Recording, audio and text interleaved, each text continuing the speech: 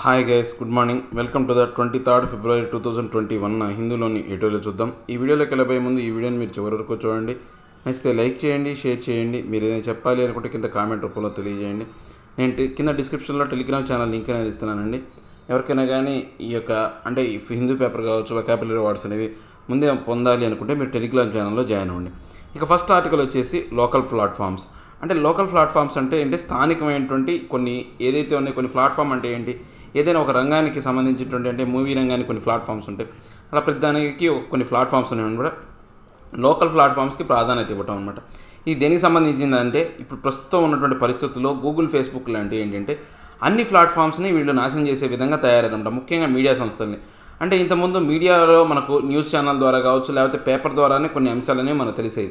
ఇప్పుడు వీళ్ళు ఏం చేస్తున్నారు, గూగుల్, ఫేస్బుక్లో డైరెక్ట్గా పోస్ట్ చేయడం వల్ల ఆ మీడియా పేపర్లు కావచ్చు, లేకపోతే ఆ మీడియా మీద ఆధారపడే వాళ్ళ సంఖ్య తగ్గిపోయింది. దాని కారణంగా ఏంటంటే మీడియా వాళ్ళు అంటే కష్టమంతా రిపోర్ట్ సంపాదించేది మొత్తం వాళ్ళ రిపోర్టుని ఏదైతే ఉందో దుర్వినియోగం చేస్తూ, అంటే కాపీరైట్ ఇష్యూ చేస్తూ, వాళ్ళని దొంగతనంగా అంటే వాళ్ళ యొక్క పర్మిషన్ లేకుండానే వాటి పోస్ట్ చేయడం వల్ల వాళ్ళ యొక్క ఏదైతే ఉందో ఆ యొక్క అంటే వాళ్ళ యొక్క పబ్లిసిటీని కావచ్చు, లేకపోతే వాళ్ళ పబ్లికేషన్స్కి దెబ్బతీసే విధంగా ఈ గూగుల్, ఫేస్బుక్ అనేవి వ్యవహరిస్తున్నాయి అనమాట. దానికి సంబంధించినటువంటి ఆర్టికల్ అనమాట.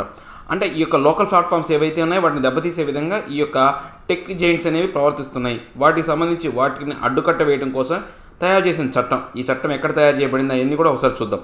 Other governments might take the queue from Australia's law making platforms pay for news.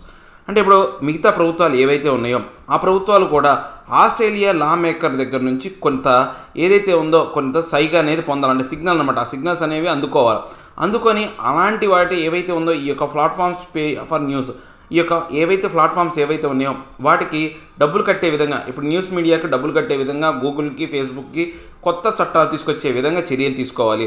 అంటే ఆస్ట్రేలియా ప్రభుత్వం చేసినటువంటి ఈ యొక్క చట్టాన్ని మిగతా దేశాలు కూడా ఆపాదించుకోవాలి అని చెప్తున్నాను అనమాట.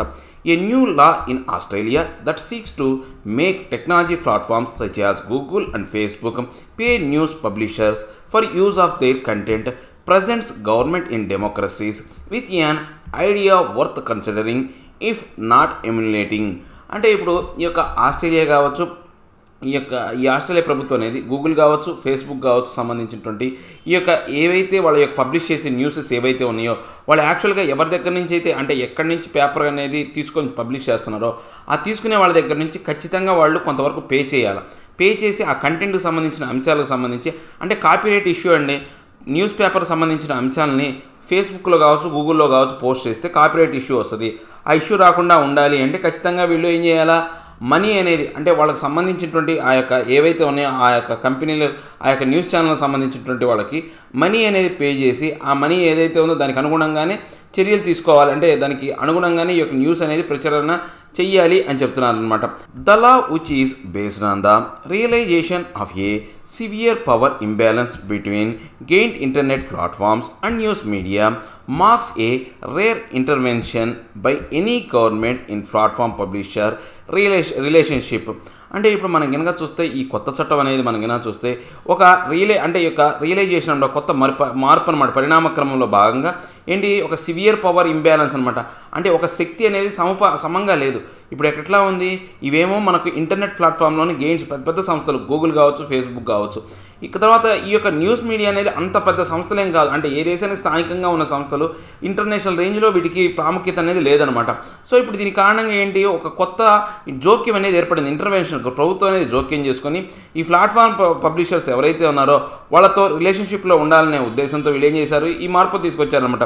It seeks to level the playing field by mandating the platform negotiate with publishers of news regarding payment of their content. So ఇప్పుడు ఈ చట్టం ఏమడుగుతుంది అంటే వీళ్ళు లెవెల్ ప్లేయింగ్ ఫీల్డ్ అనమాట. అంటే ఇది చాలా ప్రాముఖ్యత సంతరించుకుందనమాట. దీని ప్రకారం ఏంటంటే ఎవరైతే ఈ టెక్ గెయిన్స్ ఉన్నారో విధిగా ఆ యొక్క ప్లాట్ఫామ్స్తో, ఎవరైతే ఆ న్యూస్ ఛానల్స్ ప్లాట్ఫామ్స్తో ఖచ్చితంగా చర్చలు జరిపి వాళ్ళ న్యూస్ని ఎవరైతే వీళ్ళు పబ్లిష్ చేస్తున్నారో దానికి సంబంధించినటువంటి ఈ కంటెంట్ ఏదైతే ఉందో దానికి సంబంధించినటువంటి కంటెంట్కి సంబంధించి కొంతవరకు ఏంటి అంటే డబ్బులు అనేవి చెల్లించాలన్నమాట. The platforms are not used to paying such paying for such content. కానీ ఇప్పటివరకు కూడా ఏదైనా కానీ వాళ్ళ దగ్గర ఉన్నటువంటి కంటెంట్కు వాళ్ళు ఇంతవరకు డబ్బులు కట్టలేదు. ఆ ప్లాట్ఫామ్స్ ఏవైతే ఉన్నాయో ఆ ప్లాట్ఫామ్స్కి వీళ్ళకి డబ్బులు కట్టలేదు అనమాట. The power imbalance is not just an Australia reality through. So ఇప్పుడు ఈ పవర్ ఇంబ్యాలెన్స్ అనేది ఒక్క ఆస్ట్రేలియాలోనే కాదు, ప్రపంచంలోని అన్ని దేశాల్లోనూ ఉందన్నమాట. It is everywhere. ఇది ప్రతి చోట ఉంది. ఇట్ ఈస్ ఎవ్రీవేర్, ప్రతి చోట ఉంది. మన భారతదేశంలో ఉంది, పాకిస్తాన్, ఆస్ట్రేలియా అన్ని చోట్ల ఉందన్నమాట.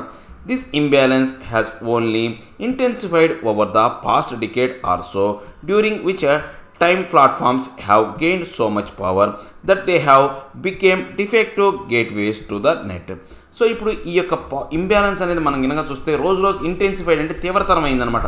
ఎప్పటి నుంచి తీవ్రతరమైంది? ఒక దశాబ్ద కాలం నుంచి, అంటే ఒక దశాబ్ద కాలం అంటే 10 సంవత్సరాల నుంచి మాత్రమే తీవ్రతరమైందనమాట. సో ఈ 10 సంవత్సరాల కాలంలో ఏమైంది అంటే ఈ ప్లాట్ఫామ్స్ అనేవి చాలా వరకు వాటి యొక్క బలాన్ని అనేవి పెంచుకొని చివరికి డిఫాక్టో గేట్వేస్ ఆఫ్ ఇంటర్నెట్ అనమాట. అంటే డిఫాక్టో గేట్వేస్ అంటే ఏంటంటే పైకి మాత్రం అధికారం కనపడదు, కానీ అంతర్గతమైనటువంటి అధికారం మాత్రం వాళ్ళ చేతుల్లో ఉంటుంది. సో ఇప్పుడు ఇంటర్నెట్ అంతా కూడా లోపల శక్తి అనేది వీళ్ళ చేతుల్లోనే ఉందన్నమాట. ఆ యొక్క అధికారం అంతా దాన్ని మొత్తం కంట్రోల్ చేసేది ఈ గూగుల్, ఫేస్బుక్ లాగానే తయారైపోయారనమాట. They have also grown massively to became some of the richest companies on earth today. So ఇప్పుడు మనం కనుక చూస్తే అవి చాలా బాగా ఎదిగి చివరికి ఎలా తయారయ్యాయంటే ఈ యొక్క భూమి మీదే అత్యంత ధనికమైనటువంటి ఈ యొక్క సంస్థల్లాగా తయారైపోయినాయి అనమాట.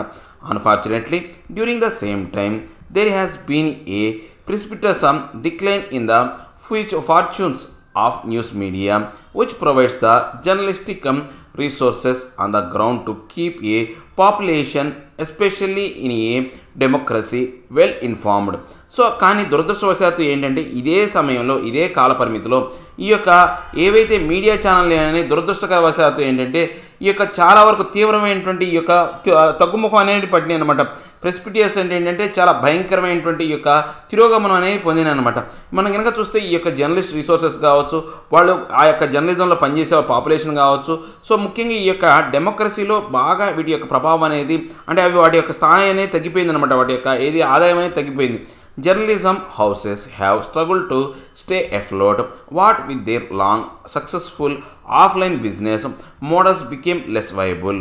సో ఇప్పుడు ఎలా తయారైనంటే ఇప్పుడు జర్నలిజం హౌసెస్ అంటే ఈ యొక్క ఏవైతే ఉన్నాయో ఈ వార్తాపత్రిక రంగం అనేది రోజు రోజుకి ఎలా తయారైందంటే మునిగిపోకుండా కాపాడటం కోసం, అంటే పూర్తిగా ఆల్రెడీ నష్టాల్లోకి వచ్చేసింది, దీంట్లో లాభాలు అయితే లేవు, ఇంకా వాటి యొక్క మనుగడ అనేది పోకుండా ఉండడానికి కోసమే అవి కష్టపడుతుంది, స్ట్రగుల్ అవుతున్నాయి అనమాట. ఎఫ్లోట్ అంటే ఏంటంటే మునిగిపోవడం అనమాట. మునిగిపోకుండా తేలడానికి ప్రయత్నిస్తూ ఉన్నాయి అనమాట. సో ఇప్పుడు వాళ్ళకి సంబంధించి సక్సెస్ఫుల్గా ఈ యొక్క ఆఫ్లైన్ మోడల్స్ అనేవి మనం కనుక చూసుకుంటే చాలా వరకు తక్కువ ప్రాధాన్యత, లెస్ వైబుల్ అనమాట, తక్కువ ప్రాధాన్యత కలిగి ఉన్నాయి అనమాట. As a result across the world many have gone out of business and hundreds and thousands of journalist have lost there jobs. So దీని కారణంగా వీటి యొక్క పర్యవసానాల రిజల్ట్స్ కారణంగా ఏమైందంటే ప్రపంచవ్యాప్తంగా చాలామంది ఈ యొక్క జర్నలిజంలోంచి, ఈ యొక్క బిజినెస్లోంచి, వ్యాపారం ప్రతి ఒక్కటి వ్యాపారమేనండి, ఈ జర్నలిజం కూడా ఒక వ్యాపారమే. ఆ బిజినెస్లోంచి 100,000 మంది బయటకు వస్తున్నారు, దానివల్ల 100,000 మంది ఉపాధి కోల్పోతున్నారు అనమాట. It is no one's case that this law is flawless. So ఇప్పుడు మనం కనుక చూసుకుంటే ఇది ఎవరి పక్షాన చూసినా కానీ ఇది ఒక తప్పులతో కూడింది అనడానికి వీళ్ళు, తప్పులు లేని ఒక చట్టం అనమాట. ఫార్ ఫ్రమ్ ఇట్, అంటే అది ఆ తప్పులకు చాలా దూరంలో ఉందన్నమాట. Leaving aside Google and Facebook which unsurprisingly opposed it, many experts too reckon that it is against principles of an open internet. So ఇప్పుడు మనం కనుక చూస్తే కనుక ఈ గూగుల్ని, ఫేస్బుక్ని వాటిని పక్కన పెడితే కనుక మిగతా, అంటే ఇవి వాటి పక్కన పెడితే, అంటే అవి 2 సంస్థలు మాత్రం పూర్తిగా వీటిని వ్యతిరేకించినాయి, ఈ చట్టాన్ని వ్యతిరేకించినాయి. ఎందుకని వాళ్ళు నష్టపోతున్నారు కదా రాబోయే కాలంలో. సో కొంతమంది పూర్తిగా దాన్ని వ్యతిరేకించారనమాట. సో ఇంకా మిగతా ఎక్స్పర్ట్స్ ఏంటి అంటే ఈ యొక్క అంశాన్ని పరిగణలో తీసుకున్నారనమాట. వాళ్ళు ఏం చెప్పారంటే వాళ్ళు కూడా ఎగనెస్ట్గా ఏమన్నారంటే ఇది ఇంటర్నెట్, ఓపెన్ ఇంటర్నెట్కి సంబంధించిన దానికి ఈ చట్టం అనేది పూర్తి వ్యతిరేకంగా ఉందని చెప్పి కొంతమంది ఎక్స్పర్ట్స్ అనేవాళ్ళు కూడా మాట్లాడారనమాట. Many others do refer to the pressure from the traditional media lobby, which includes the likes of Rupert Murdoch's News Corp. అంటే ఇప్పుడు మనం కనుక చూస్తే మెనీ అదర్స్ అనమాట. దీనికి సంబంధించినటువంటి ఈ యొక్క ట్రెడిషనల్ మీడియా లాబీకి సంబంధించినటువంటి ఈ ప్రెజర్ అనేది చాలా వరకు పెరిగిపోయింది అనమాట ప్రభుత్వాల మీద. ఈ యొక్క ప్రభుత్వాల మీద ఈ ప్రెజర్ తీసుకొచ్చిన వాళ్ళు ఈ యొక్క రూపర్ట్ మోర్చ్డచ్, అంటే ఈ యొక్క మోర్చ్డచ్ అనే న్యూస్ కాప్ అనమాట. ఇతను యొక్క అంటే ఆస్ట్రేలియన్ బార్న్ అమెరికన్ అనమాట.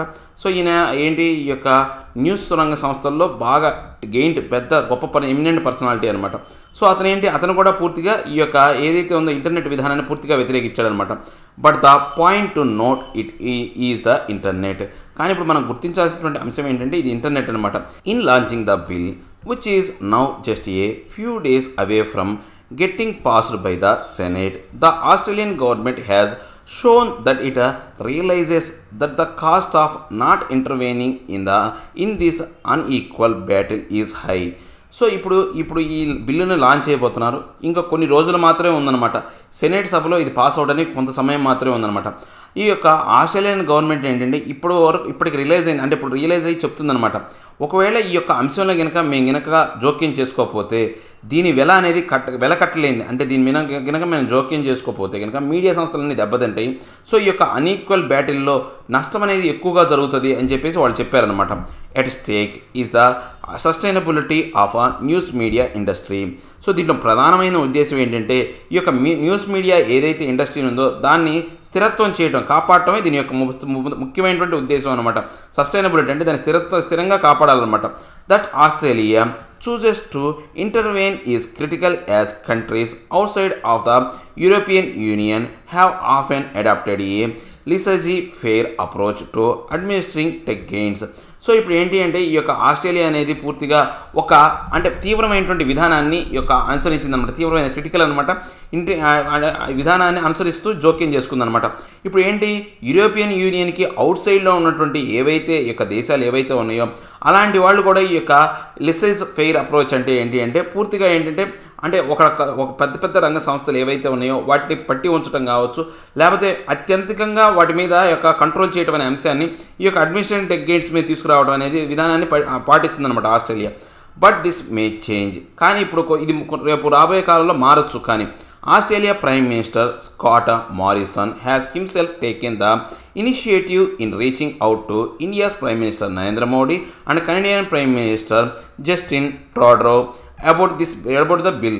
సో ఇప్పుడు మన ఈ యొక్క ఆస్ట్రేలియా ప్రైమ్ మినిస్టర్ ఎవరైతే ఉన్నారో స్కాట్ మారిసన్ అనే అతనే ఒక ఇనిషియేటివ్ అంటే ఒక మొదలుగా దీన్ని తీసుకొని ఆయన మన భారతదేశానికి సంబంధించినటువంటి ప్రైమ్ మినిస్టర్ అయినటువంటి నరేంద్ర మోడీతో మాట్లాడాడు. దాంతోపాటు కెనడియన్ ప్రైమ్ మినిస్టర్ అయినటువంటి జస్టిన్ ట్రూడోతో కూడా మాట్లాడారు అన్నమాట ఈ బిల్లు గురించి. మీరు కూడా మీ దేశాల్లో ఇలాంటి బిల్లు ప్రవేశపెట్టాలని చెప్పేసి.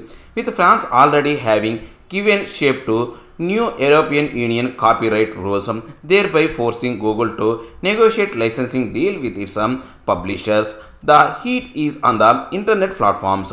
సో ఆల్రెడీ ఫ్రాన్స్ గవర్నమెంట్ అనేది ఈ యూరోపియన్ యూనియన్ కాపీరైట్స్ రూల్లో కొంతవరకు మార్పులు తీసుకొచ్చి వాళ్ళ దేశంలోకి ఆపాదించాలని చూస్తుందన్నమాట. సో దీనికి సంబంధించి ఇప్పుడు ఏంటి గూగుల్ని వాళ్ళు బలవంతం చేస్తున్నారనమాట. ఎలా చేస్తున్నారు, మీరు ఎవరైతే ఈ యొక్క లైసెన్స్కి సంబంధించి ఆ పబ్లిషర్స్తో మీరు చర్చలు జరిపి దానికి సంబంధించినటువంటి అంశాల మీద వీళ్ళు పరిష్కారం వెతుక్కోవాలని చెప్పేసి గూగుల్ని ఒత్తిడి చేస్తున్నారనమాట. సో ఇప్పుడు ఇంటర్నెట్ ప్లాట్ఫామ్కి ఈ యొక్క వేడి అనేది తాకిందనమాట. Other governments might take the cue. So మిగతా ప్రభుత్వాలు కూడా ఈ యొక్క సైగను ఏదైతే ఈ సిగ్నల్ అందుకొని మిగతా ప్రభుత్వాలు కూడా ఇలాంటి చట్టాలు తీసుకురావాలని చెప్తున్నాను. ఏం లేదంటే ఆస్ట్రేలియా గవర్నమెంట్ ఒక కొత్త చట్టాన్ని తీసుకొచ్చింది. ఆ చట్టం ఏంటి అంటే పూర్తిగా ఈ యొక్క న్యూస్ మీడియాలో పబ్లిష్ అయ్యే కంటెంట్ ఏదైతే ఉందో దాన్ని ఎటువంటి కాపీరైట్స్ అంటే దాని మీద ఎటువంటి యొక్క హక్కు లేకుండా డైరెక్ట్గా గూగుల్, ఫేస్బుక్ అనేవాళ్ళు వాళ్ళ యొక్క దాంట్లో పబ్లిష్ చేస్తారనమాట. దీనివల్ల ఏదైతే ఈ యొక్క మీడియా ప్లాట్ఫామ్ అనేది పూర్తిగా చిన్నాభిన్నమై చితికిపోతుందన్నమాట. సో దాన్ని తిరిగి పునరుద్ధరించడం కోసం మీరు ఏదైనా కానీ అలాంటి కంటెంట్ వీళ్ళు కాపీరైట్ కింద తీసుకొస్తారు. సో ఆ కాపీరైట్ ప్రకారం ఏంటంటే ఆ పబ్లిషర్స్ ఎవరైతే ఉన్నారో వాళ్ళతో వీళ్ళు చర్చలు జరిపి వాళ్ళు కొంత పే చేయాలి ఆ కంటెంట్ని వీళ్ళు తీసుకోవాలంటే, లేకపోతే ఆ కంటెంట్ని పబ్లిష్ చేయడం మానేయాలి అని చెప్పి కొత్త చట్టాన్ని తీసుకొస్తున్నారు అనమాట. ఆ కొత్త చట్టం ఏదైతే ఉందో ఆస్ట్రేలియాలో మొదలైంది. సో ఇప్పుడు ఆస్ట్రేలియాలో మొదలైన చట్టం ఫ్రాన్స్లో కూడా కొంతవరకు దానికి సంబంధించిన షేప్ అనేది తయారైంది. సో ఈ యొక్క సైగను అందుకొని మన భారతదేశ ప్రభుత్వం కావచ్చు, కెనడియా ప్రభుత్వం కావచ్చు, మిగతా ప్రభుత్వాలు కూడా దీన్ని ఫాలో అవ్వాలి అని చెప్తున్నారు అనమాట. నెక్స్ట్ లాస్ ఆఫ్ ట్రస్ట్ అంటే నమ్మకాన్ని కోల్పోవటం. ఇది ఆల్రెడీ మనం పుదుచ్చేరి ఆర్టికల్ చెప్పుకుంటూనే ఉన్నామండి. పుదుచ్చేరిలో ఉన్నటువంటి రాజకీయ సంక్షోభం గురించి మాట్లాడే ఆర్టికల్ అనమాట. By engineering defections in Puducherry the BJP might have lost more than it gained. So ఇప్పుడు ఏంటి ఈ యొక్క ఫిరాయింపులు అనేవి అక్కడ ఇంజనీర్ అనమాట జరిగినాయి. అంటే ఎప్పుడైనా సరే ఇంజనీరింగ్ అంటే అక్కడ జరుగుతున్నాయి, అక్కడ పరిస్థితుల ప్రకారం అక్కడ నడుస్తున్న పరిస్థితులు అనమాట. సో అక్కడ జరిగినాయి కాబట్టి ఆ పుదుచ్చేరిలో జరిగినాయి. దానివల్ల ఏమైందంటే ఈ యొక్క బీజేపీకి ఏదైతే ఇప్పుడు సంపాదించుకుందో అదంతా కూడా కోల్పోయిందనమాట. ఈ యొక్క ఎప్పుడైతే ఈ డిఫెక్షన్ జరగడం వల్ల వాళ్ళు సంపాదించుకుందంతా కూడా కోల్పోయారు అని చెప్తున్నారనమాట.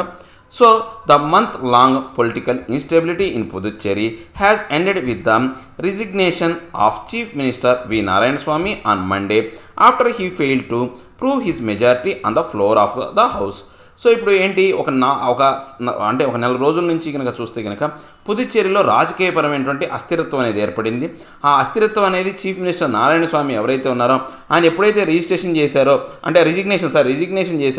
రిజిగ్నేషన్ చేసిన తర్వాత అది పూర్తిగా ఆ యొక్క అస్థిరత్వం అనేది ఆగిపోయిందనమాట. ఎప్పుడు ఆయన రిజిగ్నేషన్ చేశారు అంటే ఆయన మెజార్టీని ఈ యొక్క హౌస్లో ప్రూవ్ చేసుకోవడంలో ఫెయిల్ అయ్యాడు అనమాట. ఆ ఫ్లోర్ టెస్ట్లో ఫెయిల్ అవటం వల్ల ఆయన రిజిగ్నేషన్లోకి వెళ్ళాల్సిన పరిస్థితి అనేది పట్టిందనమాట.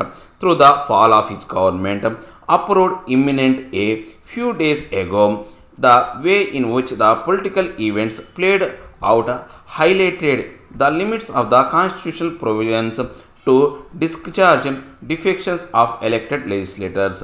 సో ఇప్పుడు మనం కనుక చూస్తే ఈ ప్రభుత్వం పడిపోయిన విధానం అపియర్డ్ ఎలా ఉంది, మనకి ఎలా కనపడింది అంటే మనకి దీని యొక్క విధానం ప్రకారం మనం కనుక చూస్తే ఎలా ఉంది అంటే చాలా వరకు అంటే ఇప్పుడు మనకు ఈ యొక్క డిఫెక్షన్స్ ఏవైతే ఉన్నాయో ఈ యొక్క డిఫెక్షన్స్ వల్లే ఇది ఒక రాజ్యాంగబద్ధంగా వ్యతిరేకమైనటువంటి డిఫెక్షన్స్ ఏవైతే ఉన్నాయో వాటి కారణంగానే ఈ యొక్క ఎలక్టెడ్ లెజిస్లేటర్ అనేవాళ్ళు పూర్తిగా దెబ్బతిన్నారనడానికి ప్రత్యక్షంగా నిదర్శనంగా ఉన్నాయన్నమాట. Not long ago the Narayanaswamy ministry had a comfortable majority with 19 members in the 33 member assembly. So ఇప్పుడు మనం కనుక చాలా రోజుల క్రితం కాకుండా మన యొక్క ఈ యొక్క ప్రభుత్వం యొక్క పరిస్థితి చూస్తే కనుక నారాయణస్వామి మినిస్ట్రీ ఎలా ఉంది అంటే చాలా వరకు కంఫర్టబుల్ అంటే స్థిరమైనటువంటి యొక్క మెజారిటీ కలిగి ఉందన్నమాట. మొత్తం 19 మెంబర్లు అనేవాళ్ళు ఈ నారాయణస్వామి ప్రభుత్వానికి అనుకూలంగా ఉన్నారు. మొత్తం స్ట్రెంగ్త్ ఎంత అంటే అసెంబ్లీలో 33 మంది మెంబర్ల స్ట్రెంగ్త్ అనేది ఉందన్నమాట. The disqualification of A Congress MLA in July last year did not make any difference to the situation. Last year ఏం జరిగిందంటే ఒక కాంగ్రెస్ ఎమ్మెల్యేని ఏం చేశారంటే డిస్క్వాలిఫై చేశారు. సో అలా డిస్క్వాలిఫై చేసినప్పటికి కూడా దాంట్లో పెద్దగా అంటే ఆ యొక్క సంఖ్యాబలంలో ఈ యొక్క నారాయణస్వామికి ఏం తేడా ఏం రాలేదనమాట. But in the last month 6 MLAs from the Congress DMK combined quit the house. కానీ లాస్ట్ మంత్ ఏమైందంటే ఒక 6 ఎమ్మెల్యేలు ఎవరైతే ఉన్నారో కాంగ్రెస్ డిఎంకే ప్రభుత్వానికి సంబంధించినటువంటి ఈ యొక్క 6 ఎమ్మెల్యే అనేవాళ్ళు ఆ యొక్క హౌస్లో అంటే పూర్తిగా హౌస్ను విడిచిపెట్టారనమాట. Among them were 2 ministers and a couple of MLAs who gave up their seats just a day before the floor test. So అది కాకుండా వాళ్ళతో పాటు ఇంకా ఏంటంటే 2 మినిస్టర్లు ఒక కపుల్ ఆఫ్ ఎమ్మెల్యేస్ 2 ఎమ్మెల్యేలు ఏమయ్యారంటే జస్ట్ ఫ్లోర్ టెస్ట్కు ముందే ఆ నలుగురు కూడా వాళ్ళు పూర్తిగా ఆ యొక్క వాళ్ళ స్థానాలన్నీ విడిచిపెట్టారనమాట. 2 of those who quit the assembly have since joined the BJP. So అందులో వదిలిపెట్టిన వాళ్ళు ఎవరో ఒక 2 మాత్రం ఆ యొక్క అక్కడి నుంచి బీజేపీలోకి join అయిపోయారనమాట. Under the change circumstances, the non-Congress front comprising the All India NR Congress, AINRC, the AIADMK and the BJP gained an edge with 14 members as the strength of the House was reduced to 26. అంటే ఇప్పుడు ఏదైతే ఉందో ఈ యొక్క మార్పుల కారణంగా ఈ యొక్క సర్కమ్స్టాన్సెస్ అంటే పర్యవసానాల కారణంగా ఏమైందంటే ఈ యొక్క నాన్ కాంగ్రెస్ ఫ్రంట్ అనేది అంటే ఏంటి ఈ నాన్ కాంగ్రెస్ ఫ్రంట్లో ఏముందంటే ఆల్ ఇండియా ఎన్ఆర్ కాంగ్రెస్ ఏఐఎన్ఆర్సి అనేది, తర్వాత ఏఐఏడిఎంకే అనేది, తర్వాత బీజేపీకి సంబంధించినటువంటి పార్టీలకు సంబంధించి 14 మంది మెంబర్లతో ఆ యొక్క పార్టీ అనేది మెజారిటీలోకి వచ్చిందనమాట. మొత్తం టోటల్ స్ట్రెంగ్త్ అనేది కనుక చూసుకుంటే అసెంబ్లీ స్ట్రెంగ్త్ అనేది అందరూ రిజైన్ చేశారు కదా, దానివల్ల 26కి పడిపోయిందనమాట. With the assembly elections in the union territory just a few weeks away, the lieutenant governor Tamilisai Soundararajan should recommended placing the union territory under president's rule. So ఇలాంటి పర్యవసానాల కారణంగా ఇంకా కొన్ని నెలల్లోనే ఈ యొక్క అసెంబ్లీ ఎలక్షన్స్ అనేవి జరగబోతున్నాయి. ఇలాంటి సమయంలో ఈ యూనియన్ టెరిటరీని లెఫ్టినెంట్ గవర్నర్ అయినటువంటి ఈ యొక్క తమిళసాయి సుందరరాజన్ అనే యొక్క గవర్నర్ ఎవరైతే ఉన్నారో ఆ యొక్క యూనియన్ టెరిటరీని ఈ యొక్క రాష్ట్రపతి పాలన కింద తీసుకొచ్చారనమాట. Any other course would only serve to highlight the unprincipled nature of the defections. So ఇప్పుడు మనకు ఏదైనటువంటి విధానం అనేది మనం కనుక చూస్తే ఇక్కడ మనకు బాగా కనపడుతున్న అంశం ఏంటంటే అన్ప్రిన్సిపుల్డ్ అంటే ఒక సిద్ధాంతాలు లేని ఈ యొక్క డిఫెక్షన్స్ ఏవైతే ఉన్నాయో అవే మనకు బయట కనపడుతున్నాయి అనమాట. Parliamentary democracy thrives not just through adhering to the letter of the law but also by building and respecting healthy precedents and conventions. అంటే డెమోక్రసీ అనేది ఎప్పుడూ కూడా అంటే అభివృద్ధి పొందాలి. థ్రైవ్స్ అంటే ఏంటంటే వృద్ధి పొందాలి అంటే అది చట్టానికి కట్టుబడి ఉంటే మాత్రం అదేరింగ్ to the letter of law, అంటే ఆ చట్టం ఏదైతే ఉందో దానికి కట్టుబడి ఉంటే మాత్రమే సరిపోదన్నమాట. దాంతోపాటు ఏంటి అంటే ఒక బలమైనటువంటి విధానాన్ని ఏర్పాటు చేసుకోవాలి. హెల్దీ ఆరోగ్యకరమైనటువంటి ఇంతకుముందు వ్యవహరించిన ప్రెసిడెంట్స్ అనమాట, ఇంతకుముందు వ్యవహారాలు ఇప్పుడు కన్వెన్షన్స్ అనమాట, అంటే సాంప్రదాయాలు ఏవైతే ఉన్నాయో వాటి అనుసరించినప్పుడు మాత్రమే ఈ డెమోక్రసీ అనేది వృద్ధి పొందుద్ది అనమాట. This was given a go by when the centre in June 2017 nominated 3 BJP functionaries as MLAs. So ఈ యొక్క విధానం ఏదైతే ఉందో మనం ఇందాక చెప్పాం కదా, ప్రెసిడెంట్స్ కావచ్చు, కన్వెన్షన్ సాంప్రదాయాలు కావచ్చు, ఇవన్నీ కూడా పూర్తిగా 2017 జూన్లో వెనక్కి తెగ్గబడ్డాయి అనమాట. ఎందుకని ఈ యొక్క బీజేపీకి సంబంధించినటువంటి ఈ యొక్క ఫంక్షనరీస్ని ఈ యొక్క ఎమ్మెల్యేలుగా నామినేట్ చేశారనమాట. There was nothing illegal about it, but this raised questions of political propriety in the light of the BJP drawing a blank in the 2016 assembly election. అంటే ఇప్పుడు ఇదేం తప్పు కాదు, అంటే వాళ్ళ యొక్క సంబంధించినటువంటి ఎమ్మెల్యేని నామినేట్ చేయడం అనేది ఇల్లీగల్ అయితే కాదనమాట. కానీ ఇక్కడ కొన్ని ప్రశ్నలు తలెత్తే విధంగా పొలిటికల్ ప్రొపరైటరీ అంటే యాజమాన్యం అన్నమాట, రాజకీయపరమైనటువంటి యాజమాన్యం అనేది ఈ బీజేపీ అనేది బయటపెట్టింది అనమాట. 2016 సంబంధించినటువంటి అసెంబ్లీ ఎలక్షన్లో వాళ్ళ రాజకీయపరమైనటువంటి యాజమాన్యం ఉండే విధంగా ప్రవర్తించడం అనేది జరిగిందనమాట. When one of the nominated MLAs died in mid January this year, the ruling party at the centre lost no time in nominating an office bearer of the party to fill the vacancy through the term of the present house ends on June 8th. కానీ ఇప్పుడు వీళ్ళు ఎవరైతే ముగ్గురు ఎమ్మెల్యేని nominate చేశారో అతను ఈ మధ్య జనవరి మధ్యలో ఏంటంటే అతను చనిపోయాడు అనమాట. సో ఇప్పుడు రూలింగ్ పార్టీ ఏదైతే ఉందో కేంద్ర ప్రభుత్వంలో అధికారంలో ఉన్న పార్టీకి ఒక అవకాశాన్ని కోల్పోయిందనమాట. ఇంకొక వ్యక్తిని నామినేట్ చేయాలా, ఆ ఆఫీస్ని బ్యారియర్ అంటే ఏంటి, ఆ ఆఫీస్ని పట్టిలో ఆ స్థానంలో భర్తీ చేయడానికి ఇంకో వ్యక్తిని నామినేట్ చేయడానికి సమయం లేకుండా పోయిందనమాట. ఎందుకని జూన్ 8వ తారీఖునే ఎలక్షన్స్ అనేవి ఉన్నాయి, 6 నెలల లోపల నామినేషన్స్ అనేవి కుదరదనమాట. సో దాని కారణంగా ఏంటి, రూలింగ్లో ఉన్నటువంటి కేంద్ర ప్రభుత్వంలో ఉన్నటువంటి రూలింగ్లో ఉన్న పార్టీకి అది ఆ యొక్క అవకాశం లేకుండా పోయిందనమాట. The recent events have to be seen against the backdrop of the BJP's efforts to gain a foothold in the Union Territory, where its principal adversary, the Congress, has been the pole star. అంటే ఇప్పుడు మనం కనుక చూస్తే ఈ recent events కారణంగా ఇప్పుడు ఏంటి మనకు బీజేపీ అనేది ఈ యొక్క బ్యాక్డ్రాప్లో మనం కనుక చూస్తే వాళ్ళ యొక్క ఎఫర్ట్స్ కావచ్చు, ఆ యొక్క యూనియన్ టెరిటరీలో ఏంటంటే పూర్తిగా యొక్క విధానం అనేది పూర్తిగా అంటే చాలా వరకు దెబ్బతిందనమాట. ఇప్పుడు ఏంటి యొక్క దానికి ప్రిన్సిపల్ అడ్వర్సరీ ఎవరు అంటే ప్రిన్సిపల్గా విభేదించే యొక్క పార్టీ ఏదంటే కాంగ్రెస్ అనమాట.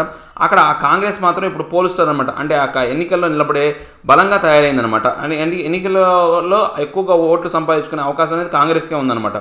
Besides, for the last few years, the BJP has been relentlessly attacking the Narayana Swamy regime. So ఇప్పుడు మనకు దీంతో పాటు ఏంటంటే కొన్ని సంవత్సరాలుగా ఈ యొక్క బీజేపీ ప్రభుత్వం అనేది రిలెంట్లెస్ అంటే ఏంటంటే కనికరం లేని దయలేని విధంగా ఈ యొక్క నారాయణ స్వామి ప్రభుత్వం మీద ఆ యొక్క పరిపాలనా కాలం మీద దాడి చేస్తుంది. రిజైమ్ అంటే పరిపాలనా కాలం, ఆ పరిపాలనా కాలం అంతా కూడా ఆయన యొక్క పరిపాలన మీద దాడి చేస్తూనే ఉందన్నమాట. The month long resignation drama can only be seen as part of the BJP's larger game plan of realising its goal of Congress mukt Bharat. అంటే ఇప్పుడు ఏంటి ఈ యొక్క గడిచిన కొంత సంవత్సరాలుగా మనకు చూస్తే కనుక రిజిగ్నేషన్ డ్రామా అనేది, అంటే ఈ యొక్క రిజిగ్నేషన్ చేయడం దానికి సంబంధించిన డ్రామా అనేది ఈ యొక్క బీజేపీ అనేది ఆడుతుందన్నమాట. ఎందుకని ఆడుతుంది అంటే దాని యొక్క లార్జర్ గేమ్ ప్లాన్ అనమాట. అంటే ఈ యొక్క కాంగ్రెస్ ప్రభుత్వం లేని భారతదేశంగా చూడాలి, కాంగ్రెస్ ఫ్రీ ఇండియా అనమాట. అంటే కాంగ్రెస్ ముక్తి భారత్ అనేది, కాంగ్రెస్ అనే దాన్ని పూర్తిగా మన దేశంలోంచి తుడిచిపెట్టేయాలనే ఉద్దేశంతో వాడుతున్నటువంటి గేమ్ ప్లాన్లో భాగంగా ఈ రిజిగ్నేషన్ అనేవి జరిగినాయి అనమాట. There would have been no objection to the BJP some pursuit had it played the game in a fair manner. So ఇప్పుడు వాళ్ళు ఎలాంటి ఆటలైనా ఆడచ్చు, అటువంటి ఆడితే బీజేపీ కొనసాగిస్తున్నటువంటి విధానం పర్సూట్ అంటే కొనసాగిస్తున్నటువంటి విధానానికి ఎటువంటి అబ్జెక్షన్స్ ఉండవు. ఎప్పుడు ఉండవు అంటే అది ఒక సరైన విధానంలో ఫెయిర్ మేనర్లో కనుక ఆట ఆడితే కనుక వాళ్ళు ఏం చేసినా కానీ ఓకే. కానీ ఇప్పుడు వాళ్ళు ఫెయిర్ మేనర్లో ఆడట్లా. The BJP should be aware that any negative role on its party will not go well with the words of prime minister Narendra Modi, who in his first monthly radio address Man Ki Baat after getting re-elected in May 2019 said, beyond laws and rules, democracy is embedded in our samskar tradition. Democracy is our culture. So ఇప్పుడు మనకు BJP అనేది మనం గనక చూస్తే ఏంటి అంటే ఈ యొక్క రూల్స్ అంటే నెగిటివ్ రూల్స్ అనేవి వీటన్నిటి ప్రకారం మనం గనక చూసుకుంటే ఇవన్నీ కూడా ఇంతకుముందు ప్రైమ్ మినిస్టర్ నరేంద్ర మోడీ ఆయన ఫస్ట్ మంత్లీ రేడియో అడ్రస్ చేసేటప్పుడు ఎప్పుడు 2019 ఎలక్షన్లో గెలిచిన తర్వాత ఆయన మన భారతదేశ ప్రజలను ఉద్దేశిస్తూ మన్ కీ బాత్ అనే ప్రోగ్రాంలో ఫస్ట్ అడ్రస్ చేశాడనమాట. ఆయన ఏం చెప్పాడంటే మే 2019లో ఆయన ఏం చెప్పాడంటే చట్టాలకు అతీతంగా తర్వాత రూల్స్ ఏవైతే ఉన్నాయో సిద్ధాంతాలకు అతీతంగా ఈ యొక్క ప్రజాస్వామ్యం అనేది ఎదగాలి. ఆ ప్రజాస్వామ్యం అనేది మన యొక్క సంస్కారము, మన యొక్క ట్రెడిషన్, మన యొక్క సాంప్రదాయము. సో డెమోక్రసీ అనేది మన యొక్క కల్చర్ అని చెప్పేసి ఆయన మాట్లాడాడు అనమాట. సో ఆయన మాట్లాడిన మాటలకి ఇప్పుడు వీడి వ్యవహార శైలికి పూర్తి విరుద్ధంగా ఉందన్నమాట. Democracy is our heritage. దాంతోపాటు ఇంకా ఏంటి, డెమోక్రసీ అనేది మనకు అంటే వంశపారంపర్యమైనటువంటి ఆస్తి అనమాట. హెరిటేజ్ అంటే వంశపారంపర్యమైనటువంటి ఆస్తి అని కూడా చెప్పాడనమాట. They engineering defection so close to the election the BJP might have lost more than it gained.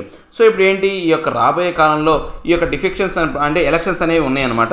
So ఈ యొక్క డిఫెక్షన్స్ అనేవి ఈ యొక్క ఎలక్షన్స్ ముందు జరగడం వల్ల బీజేపీ ఏదైతే ఉందో ఇంతకాలం సంపాదించుకున్నటువంటి మంచి పేరు అనేది కావచ్చు, లేకపోతే ఏదైతే ఇంతవరకు సంపాదించుకుందో అదంతా పూర్తిగా కోల్పోయింది అని చెప్తున్నాను అనమాట. ఏం లేదండి, ఈ యొక్క డిఫెక్షన్స్ అనేవి ఈ మధ్యకాలంలో బాగా ఎక్కువైపోయినాయి అనమాట. ఇక్కడ చూస్తే కనుక అంటే ఇంతకుముందు కర్ణాటకలో కావచ్చు, మధ్యప్రదేశ్లో కావచ్చు, లేకపోతే ఇలా ప్రతి చోట్ల ఈ డిఫెక్షన్ రూపంలో ఏంటంటే బీజేపీ అనేది అధికారంలోకి వస్తుంది. అదే పరిస్థితి అనేది పుదుచ్చేరిలో కూడా ఏర్పడింది అనమాట. ఈ డిఫెక్షన్ కారణంగా ఏంటి, ప్రభుత్వంలో అంటే ఈ యొక్క తప్పుడు విధానంతో అంటే ఎలక్ట్ అయిన ప్రభుత్వం కాకుండా తప్పుడు విధానం ద్వారా కొత్త ప్రభుత్వం అనేది అధికారంలోకి వస్తుందన్నమాట. ఇది చాలా తప్పు. సో దీని కారణంగా ఏంటి, ఇంతకుముందు నరేంద్ర మోడీ ఈ యొక్క 2019 మే గెలిచిన తర్వాత ఆయన ఏం చెప్పాడంటే డెమోక్రసీ గురించి చాలా గొప్పగా చెప్పాడనమాట. చట్టాలకు అతీతంగా, న్యాయాలకు అతీతంగా ఈ యొక్క డెమోక్రసీ అనేది, ప్రజాస్వామ్యం అనేది మన యొక్క సంస్కృతిలో ఇమిడిపోయింది. ఎంబెడెడ్ అంటే ఇమిడిపోయింది. సో ఇది డెమోక్రసీ అనేది మన యొక్క సంస్కృతి, కల్చర్.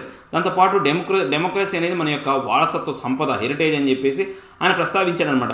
సో ఆయన చేసినటువంటి మాటలకి ఇప్పుడు నేను వ్యవహరిస్తున్నటువంటి వ్యవహార శైలికి అనేది సంబంధం లేదనమాట.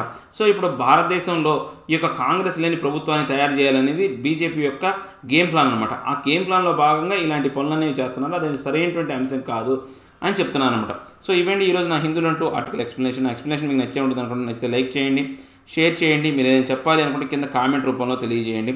ఇంకా సబ్స్క్రైబ్ అవ్వడం ఎవరు ఉంటే సబ్స్క్రైబ్ అవ్వండి. Thank you very much.